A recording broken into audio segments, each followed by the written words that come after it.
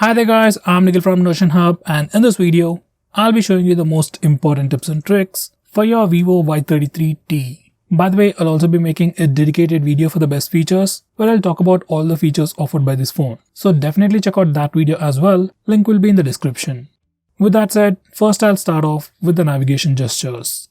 Once you enable this feature, you can just swipe from the bottom of the screen to go home. You can swipe and hold for recent apps, and finally, you can swipe from the left side or right side of the screen to go back a step. You can also swipe diagonally from the bottom left corner or bottom right corner to trigger Google Assistant. Next, we also have some camera gestures. We have touch, voice and palm. If you enable the touch gesture, you can just touch the preview screen to take a picture. And if you enable the voice gesture, you can say cheese to take a picture, cheese. And finally, if you enable the palm gesture, you can just show your palm to take a picture. Next, we have a new home screen gesture.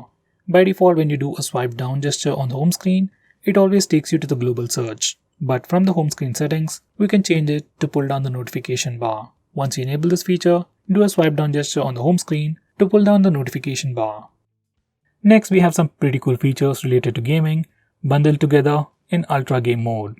You can access it from settings or the notification toggles, and once you open it up, you can customize a lot of these settings. You have the regular stuff like where you can block calls, notifications, fix brightness levels, and some premium features like 4D game vibration, where the phone vibrates every time you shoot or get shot in games like PUBG. As of now, only few games support this feature. Besides that, every time you open a game, Game Assistant pops up with all the features, and you can also access it once the game starts by swiping from the side. Next, if you are using Face Unlock feature on this phone, I would suggest you to turn on this fill light feature. So Face Unlock works better even in low lighting conditions. It automatically increases the screen brightness to see your face better in low lighting conditions. While you're at it, you can also disable this toggle that says stay on lock screen, so you can directly unlock the phone using Face Unlock feature. Normally, you have to swipe on the lock screen to unlock the phone, even if you are using Face Unlock feature. Next, we also have a dedicated dark mode on this phone. You can enable it directly from the toggles or from the settings. Once you enable the dark mode, it changes the entire theme of the phone. All system UI elements change to the dark mode. Some system applications like the phone dialer, SMS application also change to the dark mode. Even Google applications like Play Store and YouTube change to the dark mode automatically. On this phone, we can also schedule dark mode so that it enables at a specific time and disables automatically at a specific time. Personally, I would keep it on all the time. It helps you save some battery and your phone also looks much more cooler. Next, we have split screen mode. Split screen mode has been on Android for a very long time, but on this phone there is a pretty neat shortcut. To open any application in split screen mode, just swipe up using 3 fingers and it opens the current application in split screen mode, and you can select the secondary application from the list below. On previous Vivo phones, only the apps displayed in the list are supported, but now almost all the applications support split screen mode. Next, I'm going to show you how to change the default applications. From the system app settings, you can change your default launcher, default browser, default music player, video player, and so on. This is something really useful if you use third-party applications, and I will definitely recommend you to change your browser to something like Google Chrome. Next, we have flashlight notifications, and you can enable them from accessibility settings. And once you enable this feature, every time you get a call or a message, your phone's flashlight blinks. It's a pretty cool feature. Next, we have a pretty unique feature on this phone called Smart Click, which will allow you to perform a quick action. These are the settings. You can perform multiple tasks, but personally I use it to turn on and turn off flash. So here's a quick preview. When the phone is locked and the display is off, you can press and hold the volume down button to turn on the flash.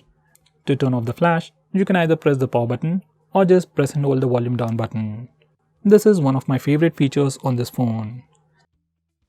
Next, I'm going to show you how to take a screenshot on this phone. Like on any other Android phone, you can press the volume down and power button both at the same time to take a screenshot. And it works anywhere, every time. If that's a bit hard for you, we also have the 3-finger screenshot gesture.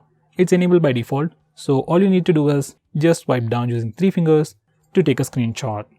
And once again, even this gesture works everywhere without any hiccups.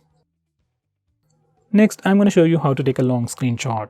For that, first we need to take a normal screenshot. You can either use the buttons or the gesture, and then click long screenshot. Now we need to click the next button. Once you're done, click save and you'll get a long screenshot. Next, we can also display the battery percentage on the status bar. For that, go to settings and enable the toggle for the battery percentage. Once you do that, you can see the battery percentage on the status bar. Next, if you want to display the network speed or your internet usage on the status bar, just enable this toggle. Once you do that, you can see a small indication of the network usage on the status bar.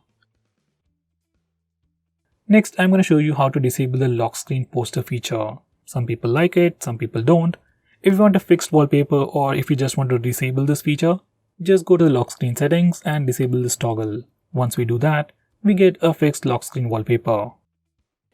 So guys, these are the most important tips and tricks for your Vivo phone.